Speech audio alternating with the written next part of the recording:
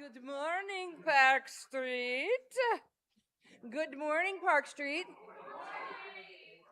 Who here watches the Christmas Story, the Indiana Christmas thing? Anybody watch that? You know how the teacher says, "Good morning, children," and then they all have the little wonky teeth. "Good morning, teacher." That is what I was just thinking about. So, and welcome. Welcome to you who are our guests. Welcome to our fabulous, wonderful Avis. It's her birthday today. I just need to tell you that we do love to celebrate birthdays, but some birthdays are, she is 40 years old with 40 years of wisdom. I will be telling you that we will, I'm going to give you some housekeeping. We have some guests here for a variety of reasons. We have people who've been here before, haven't been here for a while. We have people who've never been here before, and they say, "What is this church about?" And they walked in, and it's a coffee house, right? Well, we do love coffee. But so welcome. This is our 4th annual speaker series. This is the 2nd week of it. So many years ago, 4.5 years ago, I had this bright idea of spicing up summer because a lot of us travel or we go, maybe I won't go to church this Sunday. And I thought, well, why do I have to write a long sermon that no one's going to listen to? Let's let everybody else talk. So we started this, and it's really based around sacredness and daring to be sacred, and we've worked on this theme. We've had singer-songwriters, we've had artists, we've had brilliant nurses, we have amazing people that aren't pastors, and we kind of set it up like a podcast, kind of an extended podcast. So if you pick this piece of paper up, if you've not been here before, I would encourage you to pick this pick this paper up, and you'll see the order. Okay, and if you turn it over, you are going to see a little bit of an explanation of what we're doing here and a mini bio of our special speaker. And go ahead and take a look at that. There's going to be a time while she's being interviewed, you might want to ask a question, and you should have a little piece of paper, and you can write down a question, and after we do a time of table service in the round communion where we fellowship while we break bread. You're going to be able to chit chat, but you can also, we'll be passing towards the end of it a plate for gifts for the church, but also to collect your questions, which then the person, her host, it's going to be Nancy Farish today, who will be interviewing her, will summarize your questions to the best of her ability, and we'll have a little bit of a Q&A session before we end our time together. If anybody needs facilities, they're to my left, through the kitchen. Okay, you'll find those there. Just another bit of housekeeping. We invite all to partake of this symbolic meal that we'll have during the middle of the service. And when we say all at Park Street, we mean all. Different traditions. Maybe you don't really have it all figured out yet, but the bread looks good. We invite all. It is alcohol-free. Our elements are alcohol-free, vegan, and gluten-free, so that as many people who want to partake can. And you will understand that you'll be turning your chairs around after we get through our things, and you're going to have a time to have table chat with the people around you. It's really it's like getting your attention before service started. That's what it's like. It's a wonderful, I hate to be the one that breaks up all the chit chat, but I have to tell you, it's one of the most glorious things as a pastor to see fellowshipping. So with that, I do want to bring up our worship leader today is the glorious and fabulous Elizabeth, and she is going to share a special venture we're going to partake in, and she also has a special guest whose brainchild this is. So take it away, E.B. Thank you. Good morning. I'm Elizabeth McKay, and so pleased to have you all here with us today, and so pleased to give a shout out to my friend Jojo Robertson, who's here with us today. Jojo is someone in the community that I admire deeply and dearly. Jojo, to me, is the epitome of a grassroots mover and shaker. We met over Facebook during COVID because, of course, you didn't meet anyone in person. And we met over the idea, I was sewing masks and she wanted to get masks into the hands of people who wouldn't have access to them probably by any other means. And we bonded, and I sewed up a storm and she got in her car and delivered throughout in places in our community where there was tremendous need. And we've been friends since then and worked together on various ways to support those in need in our community. Her brainchild this summer is called Birthday in a Box.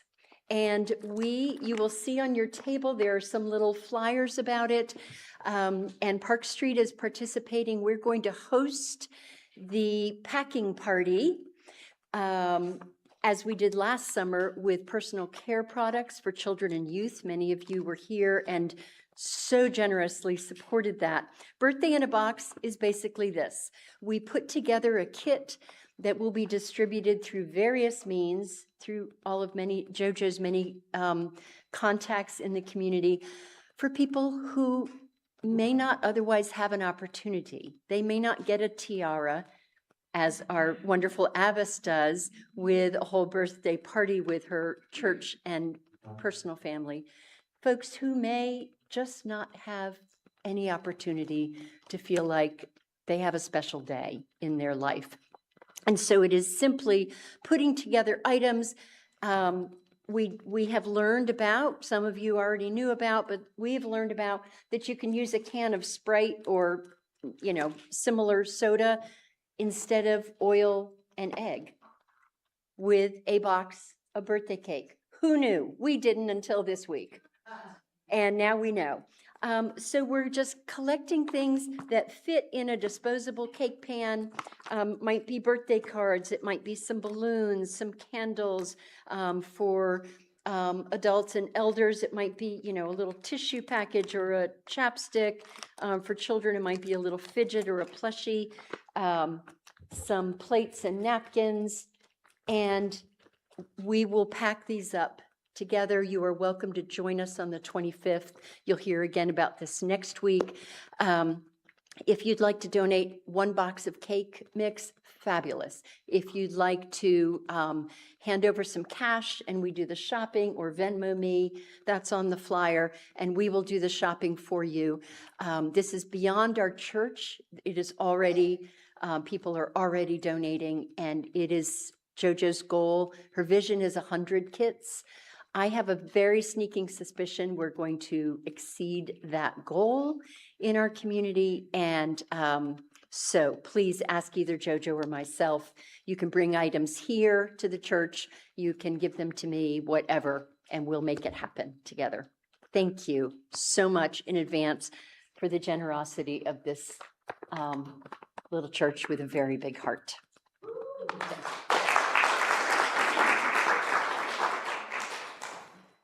We ready for some singing?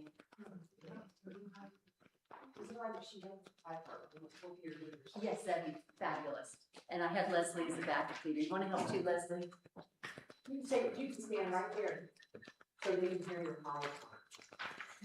So for those who are new to us today, we have a sort of choral meditation that allows us, encourages us, helps us to take some deep breaths in this very busy world in which we find ourselves swirling. It is wonderful to have reminders to breathe. And when we breathe together and when we sing together, we can resonate that outside the walls of our church. So we'll go through each of the parts, and then you just choose if there is a part that resonates for you that you'd like to sing along with us, or if you want to just close your eyes and take it in. All open. So, Colleen, would you like to start us with breathe in, breathe out, breathe in, breathe out. When I breathe in, I breathe in peace. When I breathe out, I breathe out love.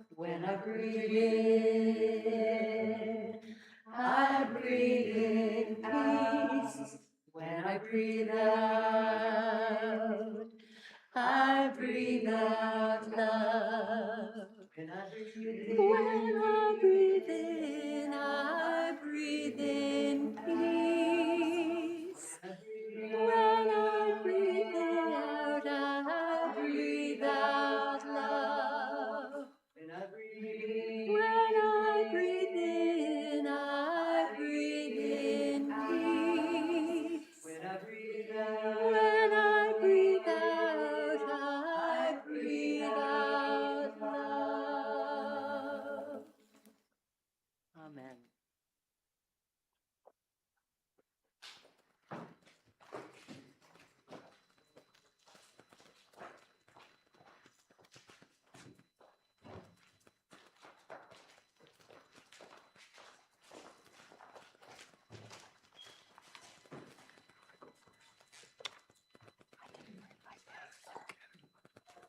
Excuse me. When I looked at the declaration of what it's called, under the special, I forgot everything, special whatever it said, readings, it said the Harris Duo.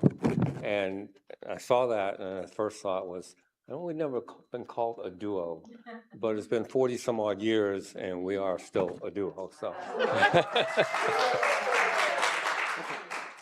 I read first. There are certain names and ideologies that have become familiar to those of us who attend Park Street, from Richard Rohr to the Stoics. Today our readings come from such voices. First, from Father Richard Rohr, who enlightens us with what he believes is a more accurate interpretation of Matthew 5:6, the fourth beatitude, traditionally written as follows: "Blessed are those who hunger and thirst for righteousness, for they will be filled." Rohr's translation from Greek to English is as follows: "Blessed are those who hunger and thirst for justice, they shall have their fill." In this translation, followers are called not simply to admire righteousness as an idea, but to practice active compassion by sharing in the longings of the poor, the meek, and those who grieve, and by seeking justice on their behalf. Our second reading comes from the Stoic philosopher Seneca, who often taught through a brief moral story, much like what those of us in the Judeo-Christian tradition would call a parable. Seneca tells of an enraged warrior with a thirst for blood and vengeance who demanded the killing of a captive girl. The noble king, however, refuses to allow it. If he permits this, the guilt becomes his saying. He who does not forbid a wrong when he can, commands it. For those who may think this is a wee bit heavy, think it through logically. As one Stoic commenter suggests, wrongs done in front of others survive on what the others allow. The cruelty that gets laughed at gets repeated. The lie that goes uncorrected becomes the record. When people witness wrongdoing and say nothing, their silence allows it to continue. Seneca rejected the idea that sustaining silence is passive. He saw it as complicity with the violator. May these deep sentiments set the stage for those who we invite to take the stage as we continue to consider this summer series theme, Daring to Advocate. Nancy, we welcome you to introduce your guest.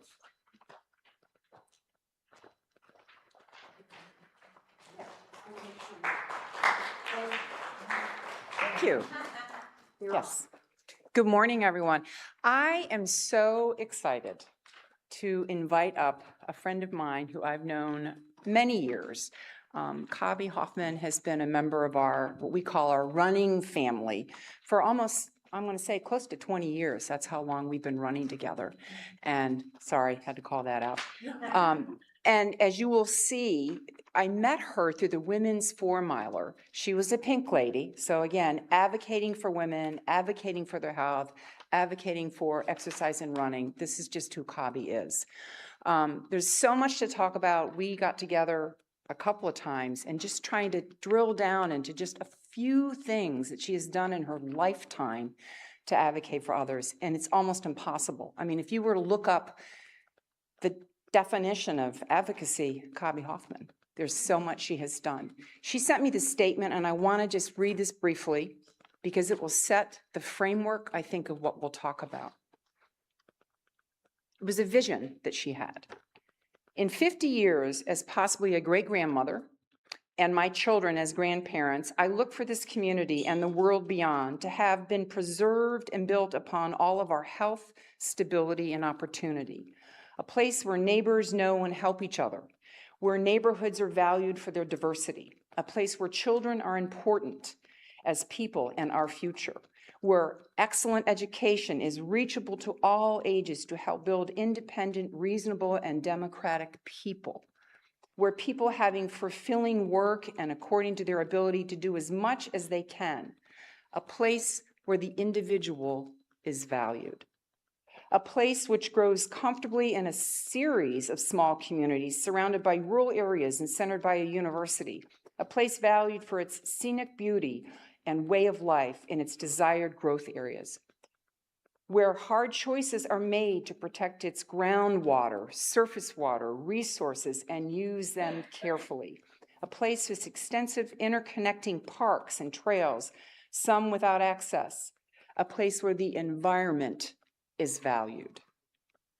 A place with honest leaders and community, a voice for grassroots and neighborhood organizations and dealing with growth, crime, and disturbing trends of social disintegration, with joint governing for the university, city, and counties of this economic region, where valuing the individual and the environment are possible and acted for before problems develop. A place with culture and cultural outlets and access to what will be going on. A place where community is valued. We must recognize, articulate, and prepare to keep and enhance this area's value, like preparing for a possible winter storm. A common vision is self-directing and self-correcting. In summation, this region must be a place that acts small and personal and plans big for a balanced community. That's a lot. And now I'd like to ask Kabi to come join me.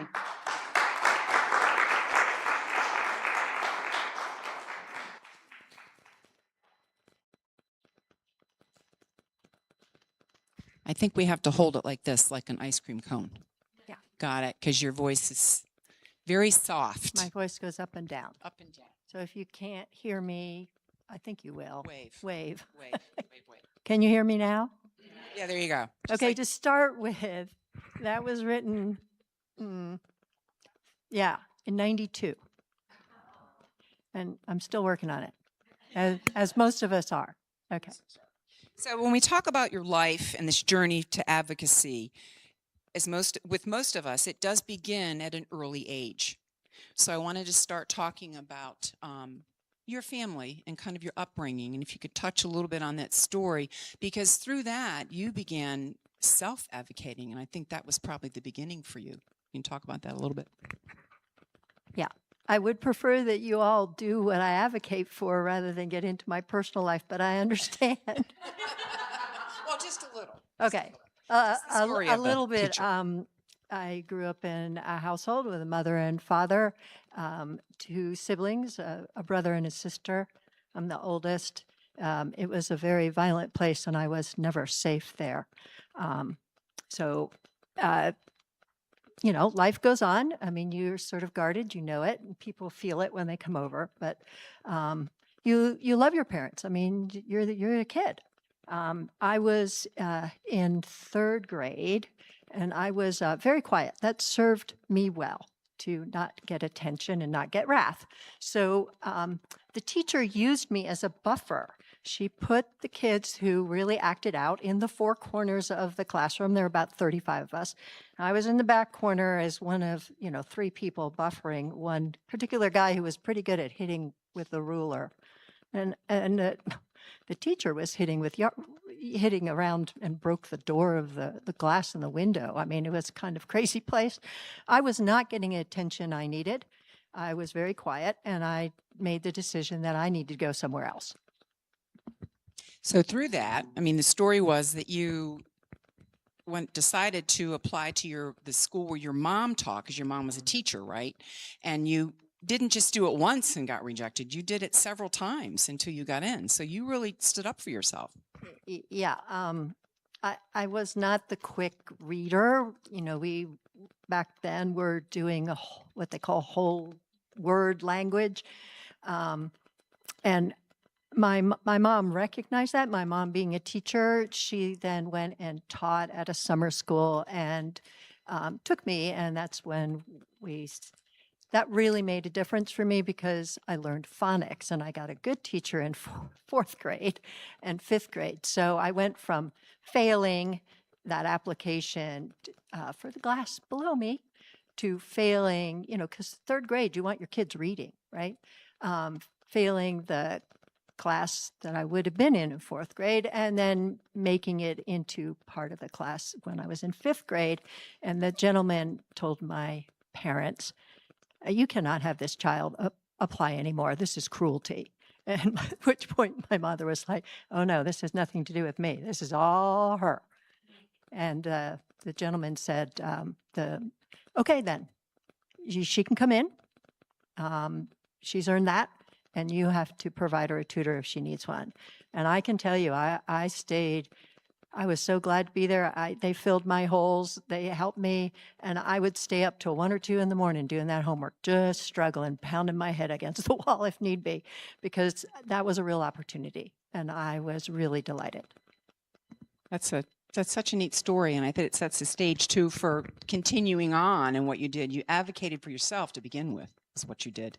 And then education being a big piece, your mom being a teacher, you understanding the need for education. So talk a little bit more about what role education played for you. And I'm thinking about, you lived in Colorado, you went to undergrad, you went to grad school. Tell us a little bit about that and your majors, because I think that played a pretty big role in what you advocate for.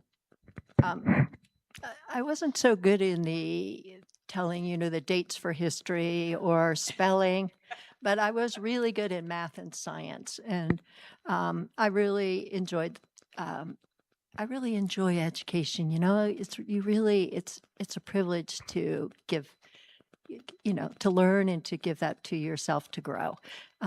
So I did. They told me you don't take tests well, so they had me take achievement in 10th grade early, and I got the second highest in the school for that SAT achievement in chemistry, and the only person who got higher was the guy who got 800.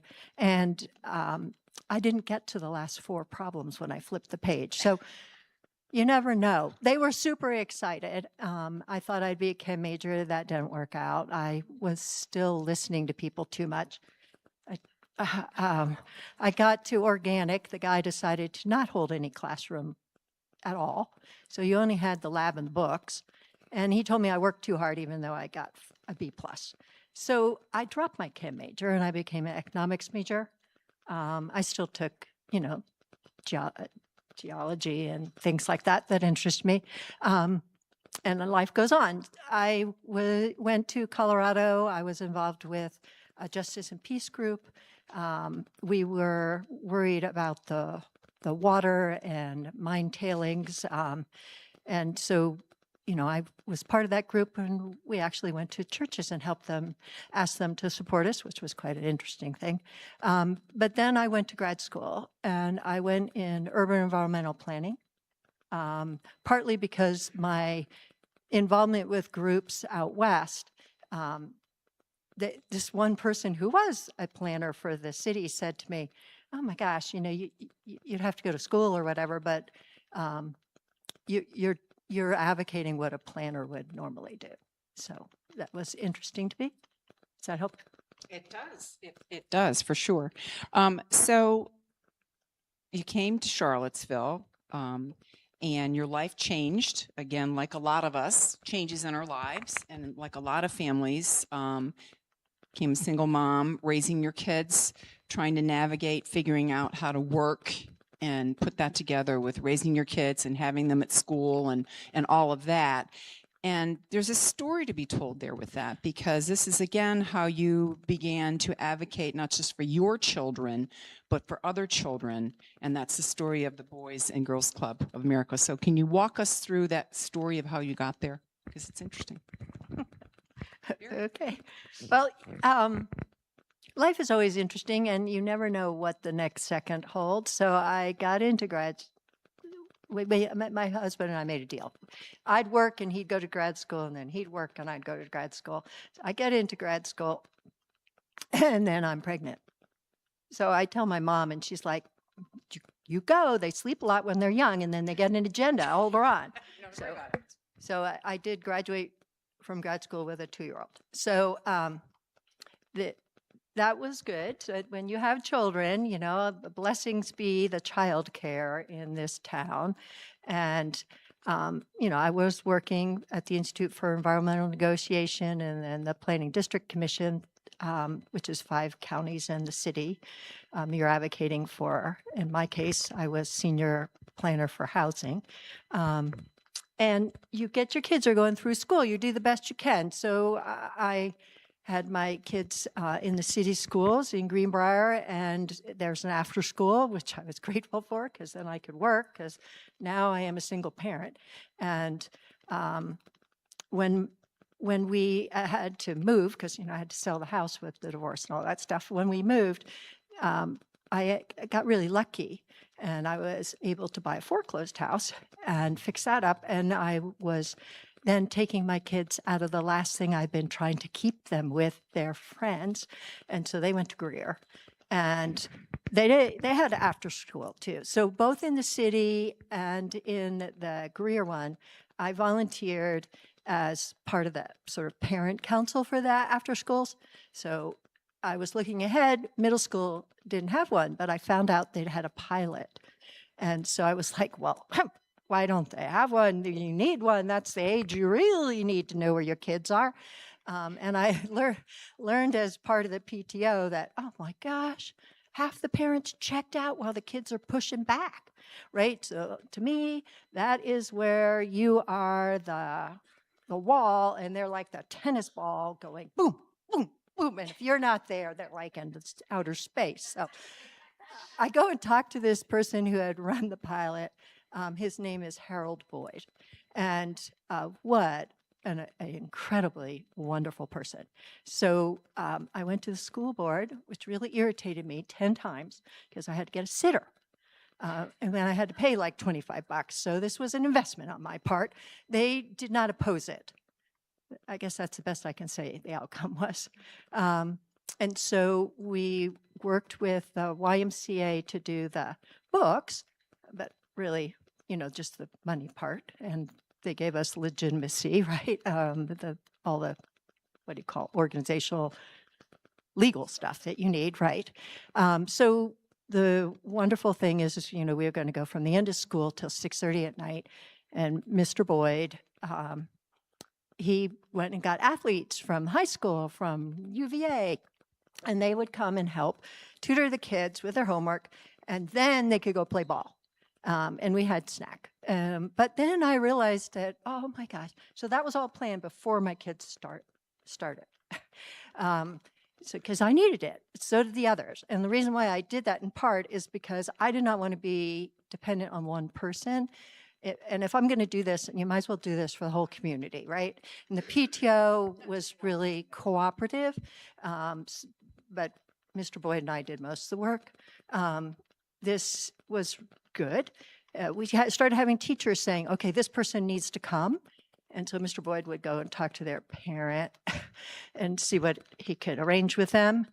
My bottom line was just get $5 out of them if possible, and we'll see if we can blend them in.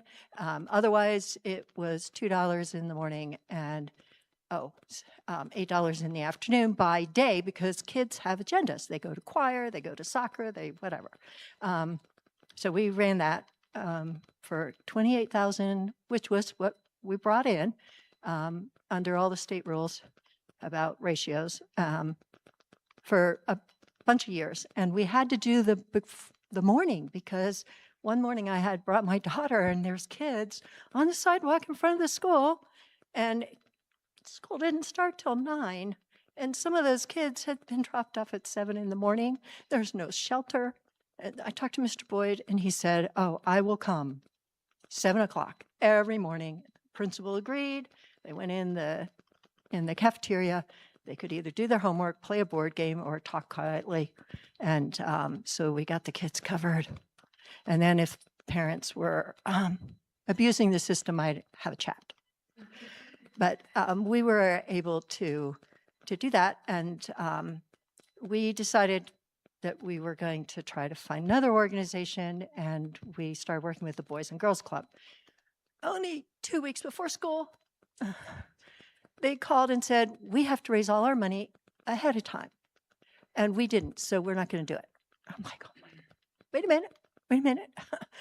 That doesn't work for parents, right? It just doesn't work. So I talked to Mr. Boyd, and Mr. Boyd said, let's go talk to the principal.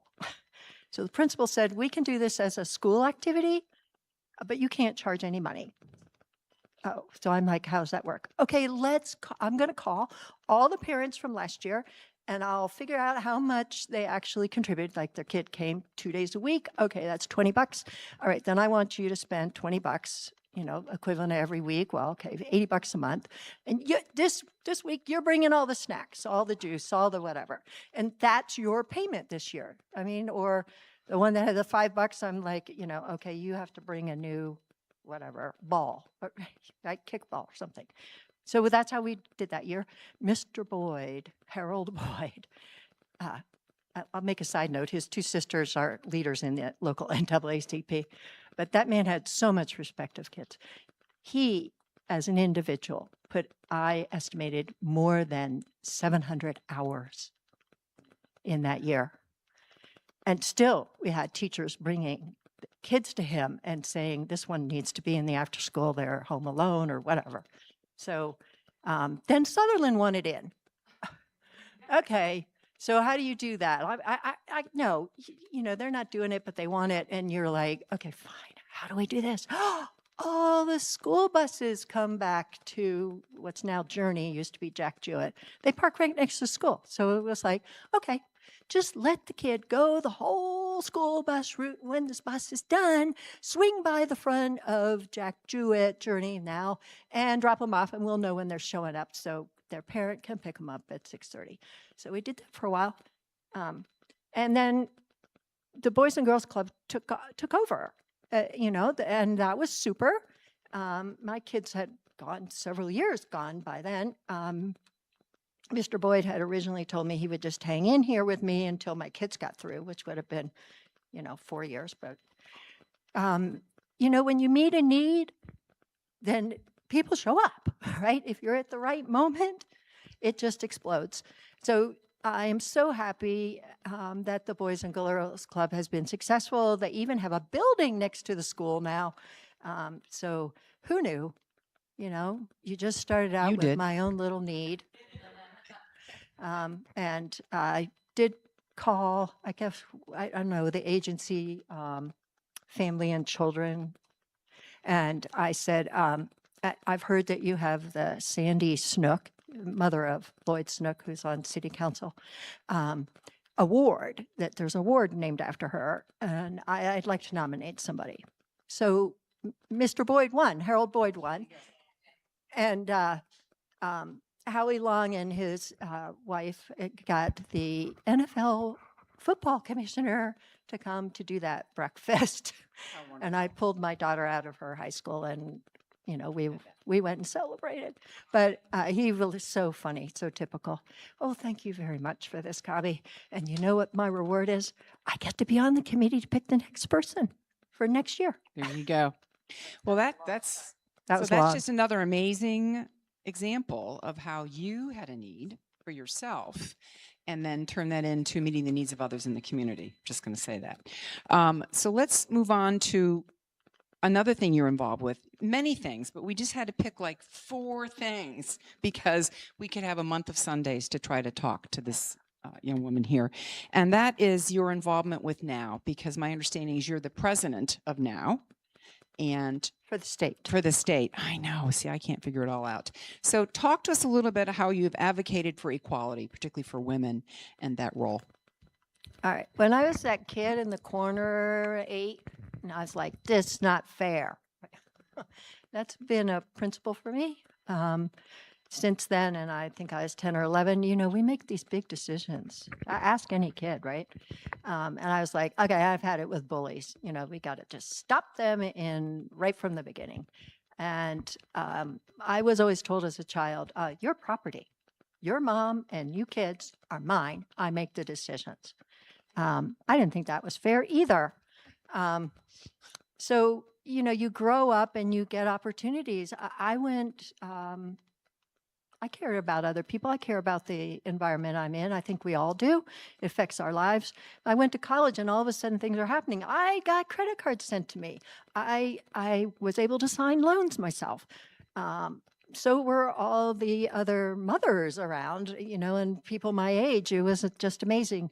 The ERA went through in 72, 30 states, ratified. Everything was rolling. Title IX, Roe versus Wade.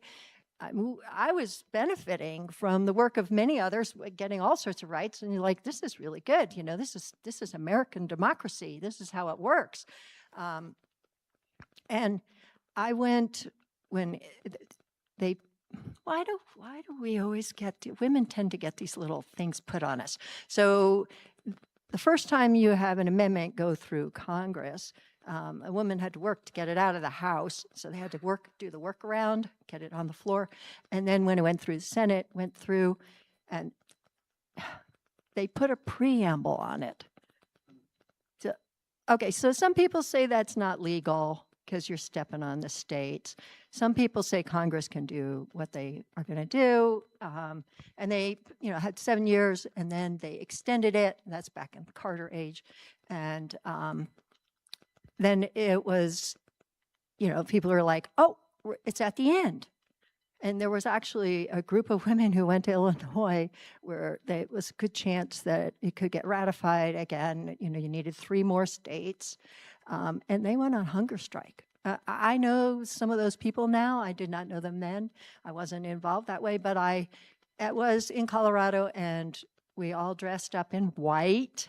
And I borrowed somebody's Victorian lace thing and took my fabric I was going to make curtains with and made a white skirt. And we marched in the big parade that the town always has. And afterwards, there was a podium, and there weren't a lot of groups in that town, but this older woman, white hair, and those chunky black tie shoes, gets up and says, hey, it took women more of 70 years worth of work to get the vote. You haven't been working on it that long, since 1923, introduced every year the Equal Rights Amendment so that there's no discrimination based on sex. So Doesn't stop. It's still a problem. So we're still working on it now. I took is what that you're to saying. heart, and here I am. And here we are. Still advocating for the Equal Rights Amendment. Irritates me to no end. But we're really proud of Virginia. Where you're getting We the work done. elected equality candidates. We ratified the Equal Rights Amendment. We were the 38th state. It fully meets Article 5 of the U.S. Constitution, but that was in 2020. And it's not recognized yet. Have you received a new constitution? No, the archivist has not certified, and it has not been published in the Federal Register. So we want that recognized. We Well, want thanks, that Bobby, for that. done. So we're going to get rid of the excuse with Congress. Take So them we'll- off. The we'll American Bar Association recognizes it's real. So does the Constitution Society. So we'll have some more time, I think, to talk about this, because I think that could be an entire speech in itself. So, and we know you do a lot of work with that. And you did bring some things with you that when we bring you back up on stage, she has some scrolls and things and information to hand out to everybody if you would like it later. But right now, we're going to head back to our seats and have some special mute, and we'll be back up.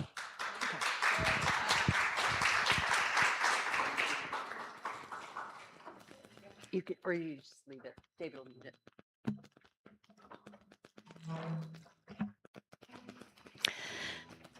So this song was written by Chris Rice, and I just came upon it early this week, and I thought it just is so fitting. Go light your world. It's so fitting for our speaker series this month and daring to advocate. And then I noticed it was written 30 years ago, and I don't know why it took me 30 years to come across this song. But there we go. So we will, I'll sing the verses, and then we will post the slides of the choruses, and so that you can join in as you feel called. And I think you will catch on to it very easily. And just think about the candles we each hold within our souls and our spirit, and how we are blessed to carry those candles and how we might carry them forth to light our world. There is a candle in every soul, some brightly burning, some dark and cold. There is a spirit who brings a fire, ignites a candle, and makes its home. So carry your candle, run to the darkness, seek out the hopeless, confused and torn. Hold out your candle for all to see it. Take your candle and go light your world. Sounds like you've been singing it forever, probably 30 years. Frustrated brother, see how he's tried to light his own candle some other way. See now your sister, she's been robbed and lied to, still holds a candle without a flame. Here we go. So carry your candle, run to the darkness, seek out the lonely, the tired and worn. Hold out your candle for all to see it. Take your candle, go light your world.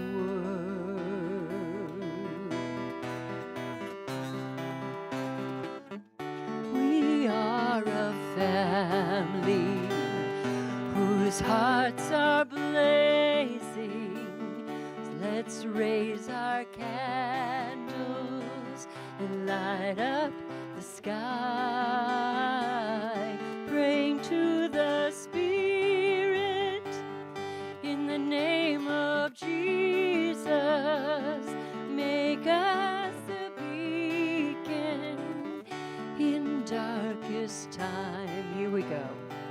So carry your candle, run to the darkness, seek out the helpless, deceived and poor. Hold out your candle for all to see it. Take your candle and go light your world. Carry your candle, run to the darkness, seek out the hopeless, confused and torn.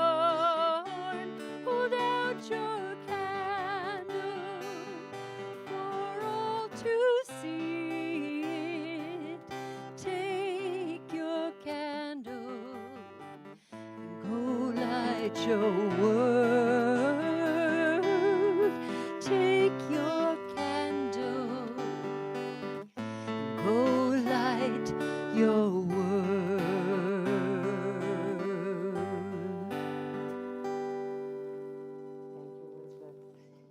Cobby, girl. It's something, we come to this table each week, and for those of you who aren't familiar with this particular tradition, or definitely the tradition of Park Street, we come here each week. We gather around this table. We share the elements that Jesus and the evening where he was getting ready to have a hard goodbye, gathered around a Passover table with familiar elements, knowing, let us break bread together. Let us share this time, and let me remind those that I love all the things that I taught them over these past 3 years. Things and lessons that have been with us in our Hebrew tradition for so many years, but for some reason we keep forgetting. Boy, how things haven't changed.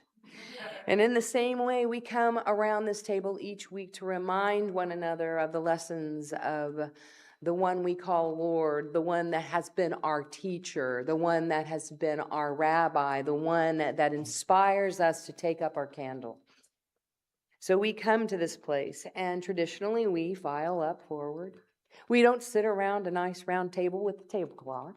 But what I'm going to ask for all of you to do facing me is to turn your chairs in towards the center, and I'm going to ask my table host or hostess to follow the leader.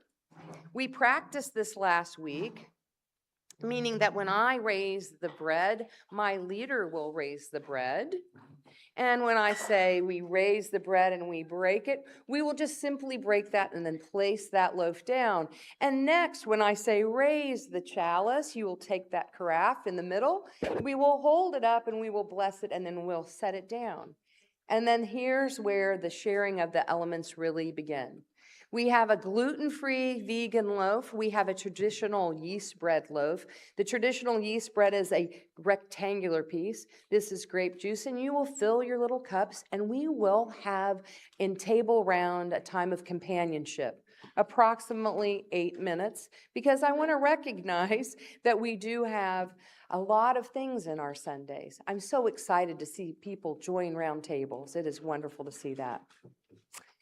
I do have, for those sitting, well, we don't really have traditionally seated. Yes. So Ross and Brian, you just stay put right there until I give you the signal to pass the plates, the collection plates, that is. So here we go, my table host and hostess. Let us please raise the bread as our brother, our friend, our rabbi, our Lord took, raised the bread, blessed it, broke it, and said, take this, all of you. This is my body. Remember me in all of my lessons. In the same way, he took the cup, you'll take the chalice, raised it and blessed it, and said, take this, representing my lifeblood, the living water. Remember me. So now, my friends, together in companionship, which those regulars here know means breaking bread with companions, with friends. Please now enjoy this time in table round.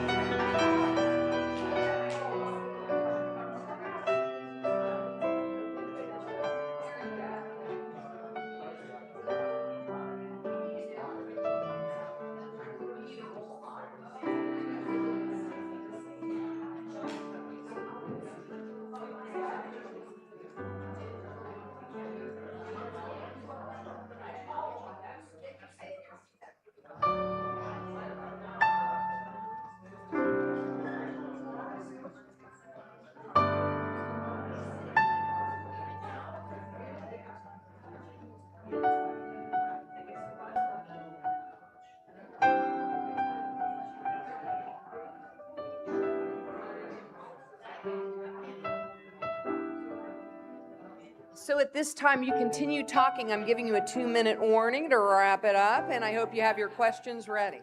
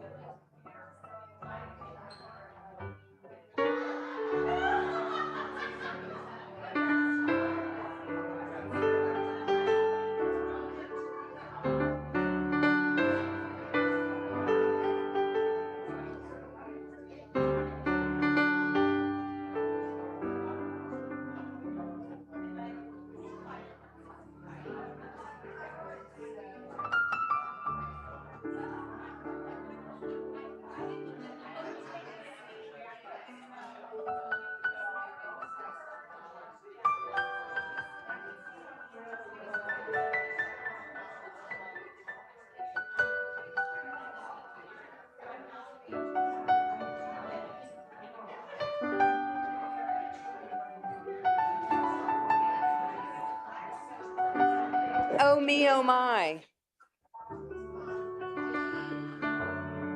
Oh, it's that time, friends. It's that time, friends.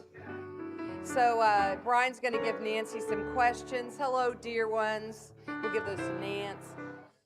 Hi, tickety talk, tickety talk. It's time for me to stop the clock. This is such a good problem to have. Good morning, class. Good morning, class. Good morning, good morning, teacher.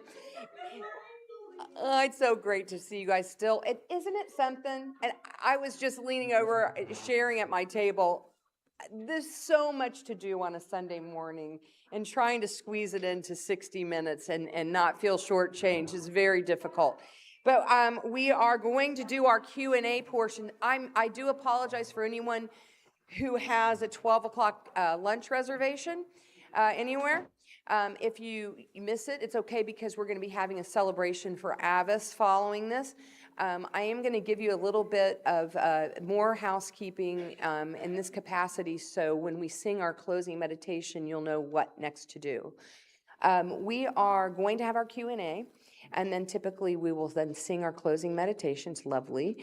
And we always ask our special guests to remain over here. If you have some follow-up questions or you want to get our information, you can do so.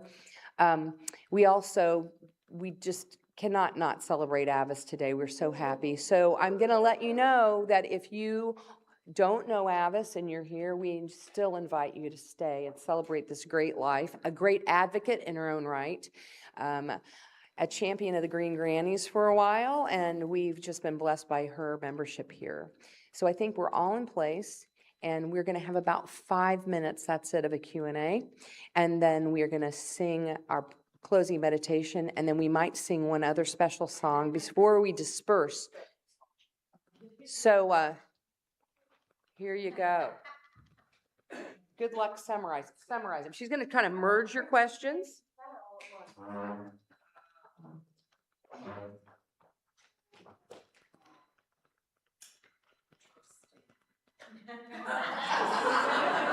Okay. You know what, while I'm doing that, why don't you brought this here, because she's president of the Now. Okay, so Now stands for. National Organization for Women. So there are men and women, all ages, in the organization. It's like 35, $40 if you got state part in it, or in the sliding scale, always down to like 10. So we advocate for improving the lives of girls and women. So where I am, I would say, let's see, I'm all for giving, helping other people, fixing things, and very often that is service. But I believe that every one of us, it just takes one person. It can be the quietest person in the corner who makes a proposal. And then the rest of the group recognizes, that's a good idea. So that person who made that proposal advocates for it, and then we work as a group to try to move us forward in a positive way. So there's a real difference in my mind between service and advocacy, but usually it takes us all to recognize and get the whole general public to understand the importance of something and be able to achieve it. That's the way I look at it. Right now, I am trying to get recognition for the Equal Rights Amendment that's fully ratified so that we're not discriminated on the basis of sex, because back in the 70s when everything was really positive, what I didn't understand is in the courts, they created a new thing called intermittent scrutiny, and the men always had strict scrutiny and religion and race, but it got added on. But women got this newly created thing. Why? I don't know, but we didn't want to be property anymore, so we became second-class citizens. That's what we were given. So we're trying to get that out of there, because I'm told that you win about roughly 3/4 of the time if you fall under strict scrutiny. And the women win about half the time under intermediate, and then there's rational basis. Strict scrutiny and rational, I'm not a lawyer, wins about 1/4. So it makes a real difference in the lives for you if something happens in your life, as well as for the people around you in your community. So I am in a number of groups that cross over with now non-MAL members, members. There's an equal rights coalition called ERA Coalition that's more than 200 groups. Maybe more than 300, I'm not sure at this time, but it's somewhere in that range. And then there's also groups where I'm in where it's like a dozen people, and we've met, weekly pretty much for several years, or past, or whatever. So currently, there is sign the petition to get Congress to, once again, House has passed it through twice, but the Senate may get stuck in. After the midterms, we're hoping that they will remove that preamble thing, because they put it on there, and get rid of that excuse that some people don't accept, like the American Bar Association, and get it in the Constitution, get a new Constitution in your hands. So that's where I am. There's also folks who are trying to just raise equality into people's minds.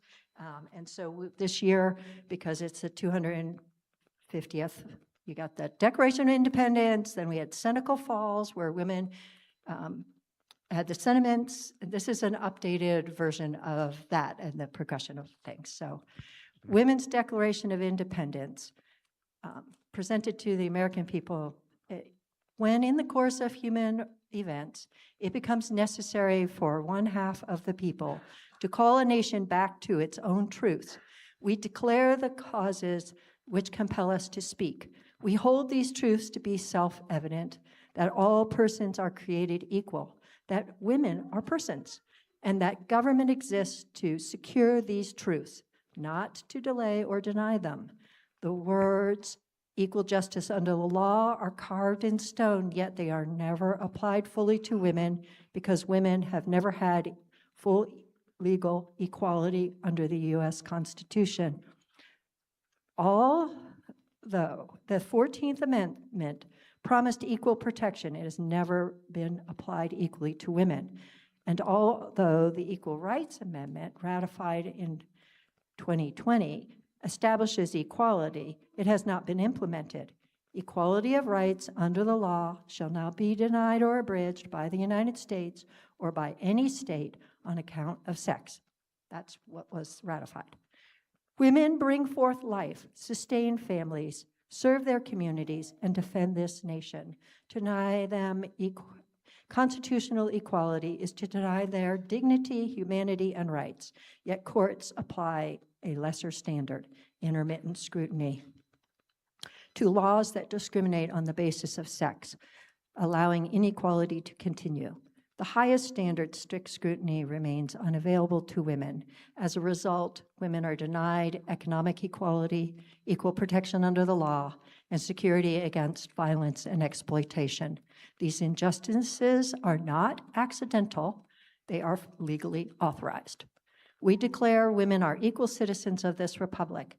Equality must be clear in law and its enforcement.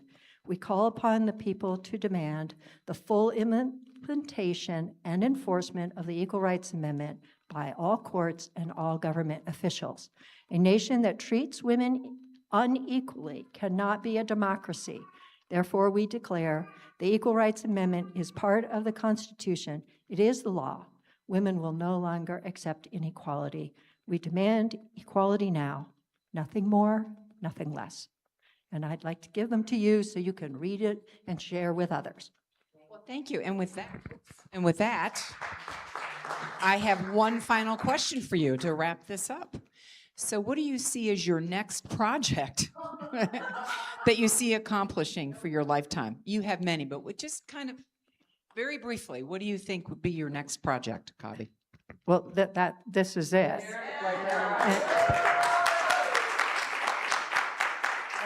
And there's many ways, and nobody knows what tomorrow holds. So you have to take all the different ways that people are approaching it. So also this, you can sign the All this for petition. you. I'll sprinkle them out later. Okay. Thank you. Thank you, Kabi.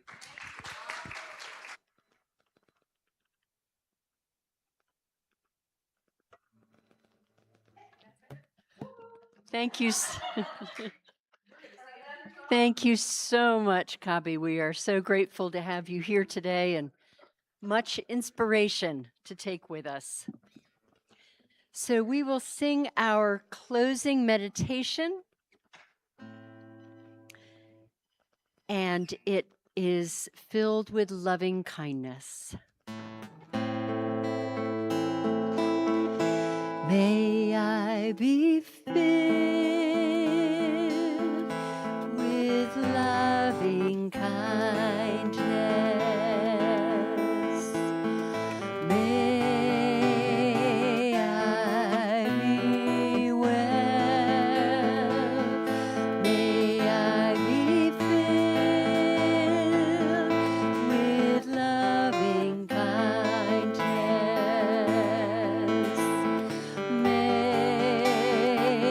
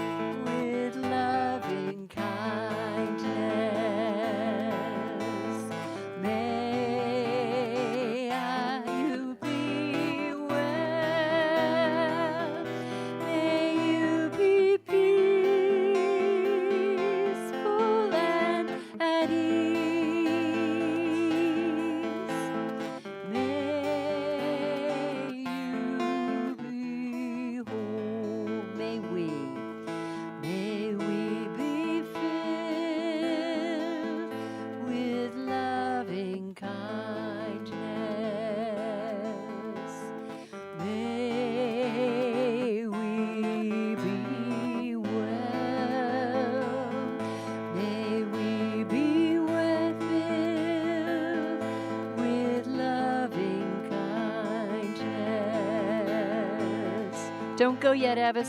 May we be well. May we be peaceful and at ease. May we be whole. We don't. Yes, we don't usually stop people from going to the restroom, but today we are. Happy birthday to you. Happy birthday to you. Happy birthday, dear Avis. Happy birthday to you.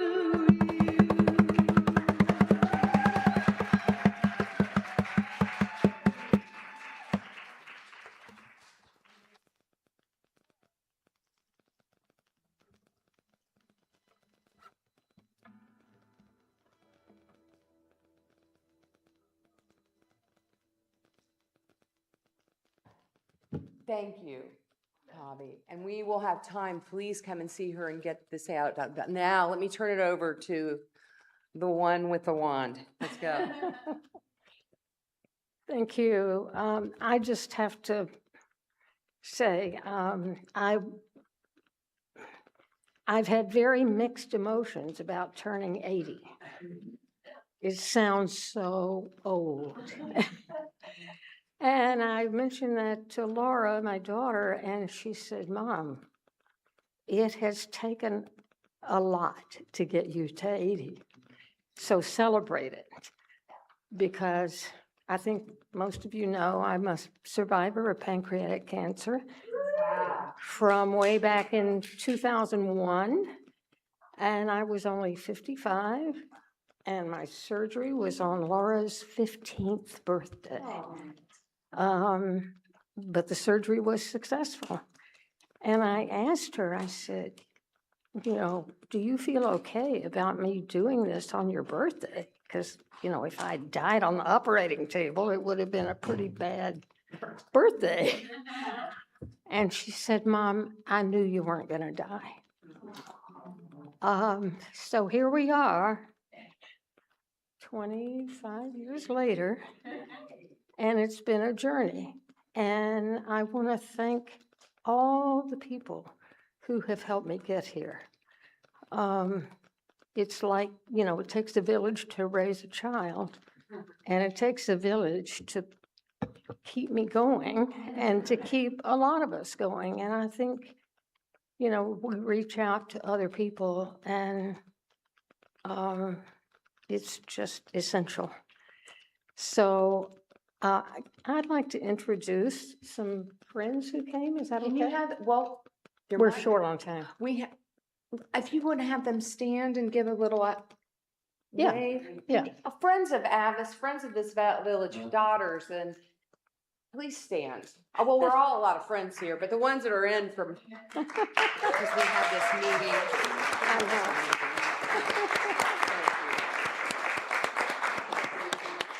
So we're going to let you do what you need to do, and we're going to have a great reception in the back. In the meantime, please come and say hi and thank you to Kavi.